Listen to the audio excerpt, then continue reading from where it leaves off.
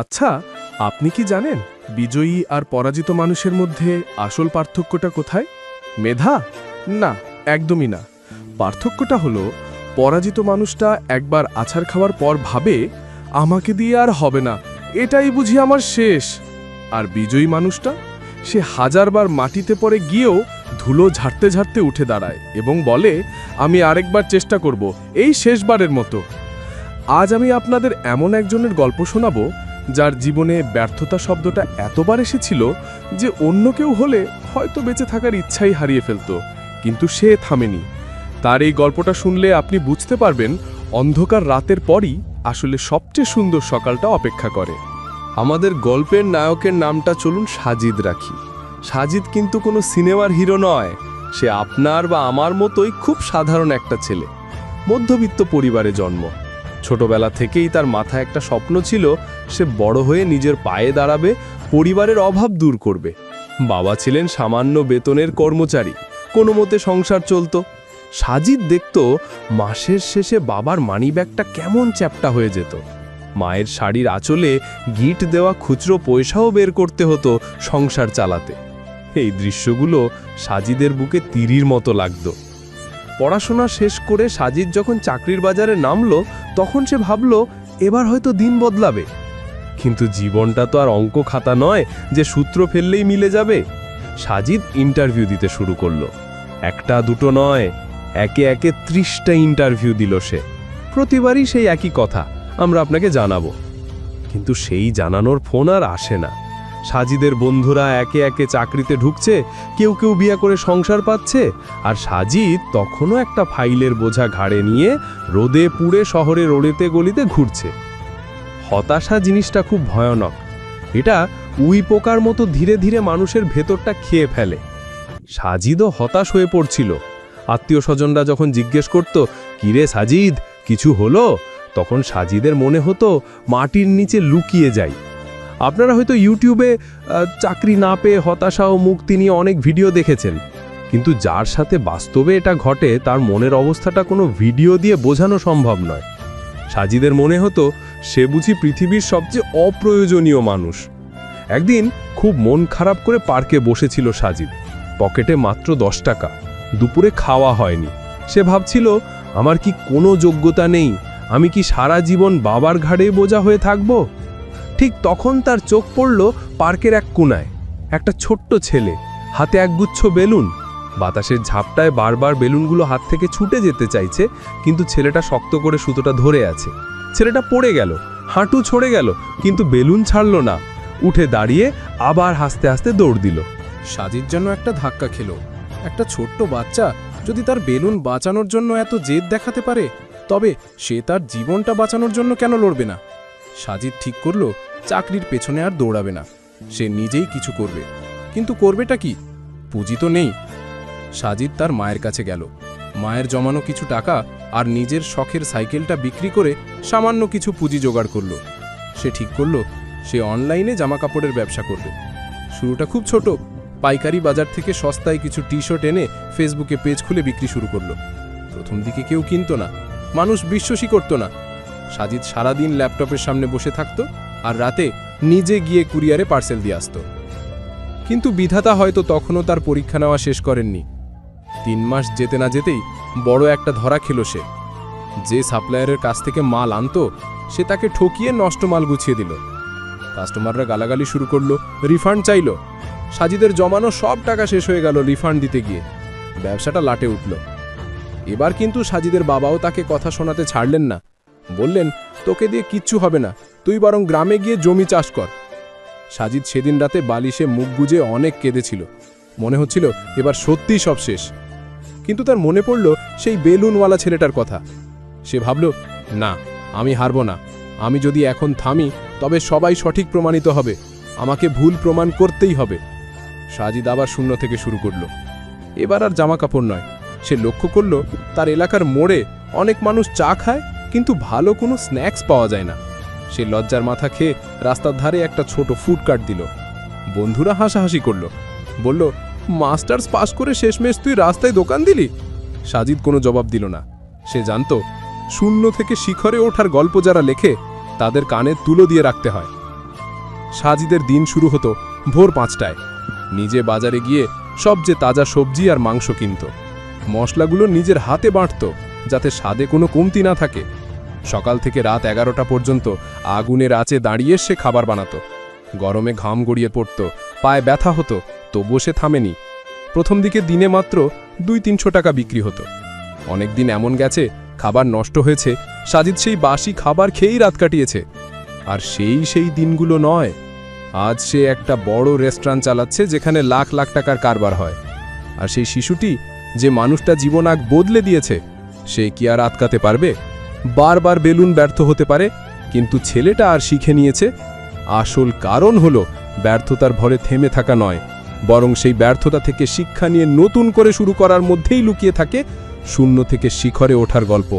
থেমে গেলে তো হতোই না। আর সবাই মিলে হ্যাশট্যাগ করত, #স্বপ্ন জাগিয়ে। কিন্তু সাজিদ একটা জিনিস খুব মেনে চলত, সততা আর মান। সে জানতো খাবারের মান ভালো হলে মানুষ আসবেই। ধীরে ধীরে তার দোকানের নাম ছড়াতে লাগলো। যে বন্ধুরা হাসাহাসি করত, তারাই একদিন এসে বলল, দোস্ত, তোর বার্গারটা তো দারুণ। 6 মাসের মধ্যে সাজিদের ছোট্ট কার্ডটা এত জনপ্রিয় হলো যে সেখানে লাইন ধরে মানুষ দাঁড়াতো। সাজিদ কিন্তু সেখানেই থামল না। সে জমানো টাকা দিয়ে পাশের একটা দোকান ভাড়া নিল, নাম দিল মায়ের দোয়া কিচেন। 1 বছর পর সে একটা রেস্টুরেন্ট চালু করল।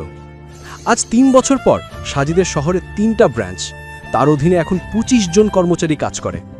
যারা একদিন তাকে বলেছিল তোকে দিয়ে কিছু হবে না, তারাই এখন তার কাছে চাকরির সুপারিশ নিয়ে আসে। সাজিদের এই জার্নিটা কিন্তু মোটেও মসৃণ ছিল না। প্রতিটা দিন ছিল এক একটা যুদ্ধ।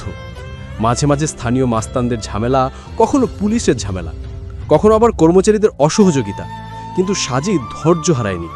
সে সমস্যাগুলোকে পাশ কাটিয়ে যায়নি, সেগুলোর মুখোমুখি হয়েছে। সে বিশ্বাস করত সমস্যা যত বড়, সাফল্যের স্বাদ তত মিষ্টি। আজ সাজিদ তার বাবাকে একটা নতুন গাড়ি কিনে দিয়েছে। বাবা যখন গাড়িতে চড়েন, তার চোখে জল চিকচিক করে। তিনি হয়তো ভাবেন, আমার এই ছেলেটাকে আমি একদিন কত বকা দিয়েছি, আর আজ সেই ছেলেই আমার মুখ উজ্জ্বল করেছে। সাজিদ তার মাকে নিয়ে হজ করে এসেছে। এই যে সুখ, এই যে তৃপ্তি, এর কি কোনো তুলনা হয়? আসলে আমাদের সমস্যা হলো আমরা খুব দ্রুত ফলাফল চাই। আমরা একটা কাজ শুরু করেই ভাবি কাল থেকেই কোটিপতি হয়ে যাব, আর যখন সেটা হয় না তখন আমরা হতাশ হয়ে পড়ি। কিন্তু সফলতার কোনো শর্টকাট নেই। লিফটে চড়ে আপনি 10 তলায় উঠতে পারেন, কিন্তু লোডশেডিং হলে আটকা পড়বেন। আর যদি সিঁড়ি দিয়ে ওঠেন, কষ্ট হবে, পা ব্যথা করবে, কিন্তু আপনি ঠিকই গন্তব্যে পৌঁছাবেন, আর আপনার পায়ের জোরটাও বাড়বে। সাজিদের জীবন থেকে আমরা কি শিখলাম? শিখলাম যে আপনার পকেটে টাকা না থাকলেও চলে, কিন্তু বুটে যদি সাহস আর জেদ থাকে, তবে আপনাকে কেউ আটকে রাখতে পারবে না। ব্যর্থতা মানেই শেষ নয়, ব্যর্থতা হলো কমা, পূর্ণচ্ছেদ নয়। এটা আপনাকে বলে, দোস্ত, এই রাস্তাটা ভুল ছিল, অন্য রাস্তায় চেষ্টা কর। কিন্তু সাজিদ একটা জিনিস খুব মেনে চলত, সততা আর মান। সে জানতো খাবারের মান ভালো হলে মানুষ আসবেই। ধীরে ধীরে তার দোকানের নাম ছড়াতে লাগলো। যে বন্ধুরা হাসাহাসি করত, তারাই একদিন এসে বলল, দোস্ত, তোর বার্গারটা তো দারুণ। 6 মাসের মধ্যে সাজিদের ছোট্ট কার্ডটা এত জনপ্রিয় হলো যে সেখানে লাইন ধরে মানুষ দাঁড়াতো। সাজিদ কিন্তু সেখানেই থামল না।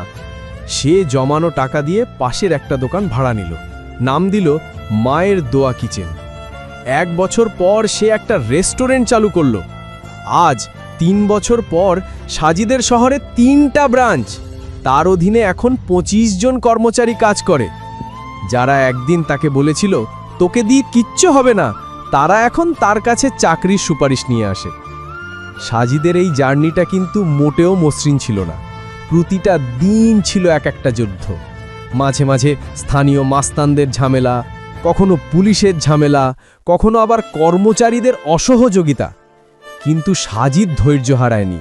সে সমস্যাগুলোকে পাশ কাটিয়ে যায়নি, সেগুলোর মুখোমুখি হয়েছে।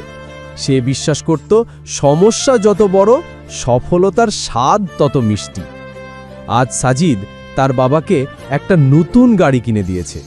বাবা যখন গাড়িতে চড়েন, তার চোখে জল চিকচিক করে। তিনি হয়তো ভাবেন, আমার এই ছেলেটাকে আমি একদিন কত বকা দিয়েছি, আর আজ সেই ছেলেই আমার মুখ উজ্জ্বল করেছে। সাজিদ তার মাকে নিয়ে হজ করে এসেছে। এই যে সুখ, এই যে তৃপ্তি, এর কি কোনো তুলনা হয়? আসলে আমাদের সমস্যা হলো আমরা খুব দ্রুত ফলাফল চাই। আমরা একটা কাজ শুরু করেই ভাবি কাল থেকেই কোটিপতি হয়ে যাব, আর যখন সেটা হয় না তখন আমরা হতাশ হয়ে পড়ি। কিন্তু সফলতার কোনো শর্টকাট নেই। লিফটে চড়ে আপনি 10 তলায় উঠতে পারেন, কিন্তু লোডশেডিং হলে আটকা পড়বেন। আর যদি সিঁড়ি দিয়ে ওঠেন, কষ্ট হবে, পা ব্যথা করবে, কিন্তু আপনি ঠিকই গন্তব্যে পৌঁছাবেন, আর আপনার পায়ের জোরটাও বাড়বে। সাজিদের জীবন থেকে আমরা কি শিখলাম? শিখলাম যে আপনার পকেটে টাকা না থাকলেও চলে, কিন্তু বুকে যদি সাহস আর জেদ থাকে, তবে আপনাকে কেউ আটকে রাখতে পারবে না। ব্যর্থতা মানেই শেষ নয়, ব্যর্থতা হলো কমা, পূর্ণচ্ছেদ নয়। এটা আপনাকে বলে, দোস্ত, এই রাস্তাটা ভুল ছিল, অন্য রাস্তায় চেষ্টা কর। বন্ধুরা, সাজিদের এই হার না মানা গল্পটি যদি আপনার মনে সামান্য সাহসের সঞ্চার করে থাকে, যদি মনে হয় যে আমিও পারবো ঘুরে দাঁড়াতে, তবেই আমাদের এই প্রচেষ্টা সার্থক। মনে রাখবেন, জীবনটা একটা যুদ্ধক্ষেত্র। এখানে বিনা যুদ্ধে নাহি দিব সূচাগ্র মেদিনী। ভিডিওটি যদি আপনার ভালো লেগে থাকে, তবে অবশ্যই একটা লাইক দেবেন। আপনার একটা লাইক আমাদের অনেক উৎসাহ দেয়। আর এমন আরও জীবন বদলে দেওয়া অনুপ্রেরণামূলক সত্য ঘটনা শুনতে আমাদের চ্যানেলটি এখনই সাবস্ক্রাইব করুন। পাশে থাকা বেল আইকনটি বাজিয়ে দিন, যাতে আমাদের পরবর্তী ভিডিওর নোটিফিকেশন সবার আগে আপনার কাছে পৌঁছে যায়। দেখা হবে খুব তাড়াতাড়ি নতুন কোনো গল্প নিয়ে। ততক্ষণ পর্যন্ত ভালো থাকুন, সুস্থ থাকুন, আর স্বপ্নের পথে এগিয়ে যান। ধন্যবাদ।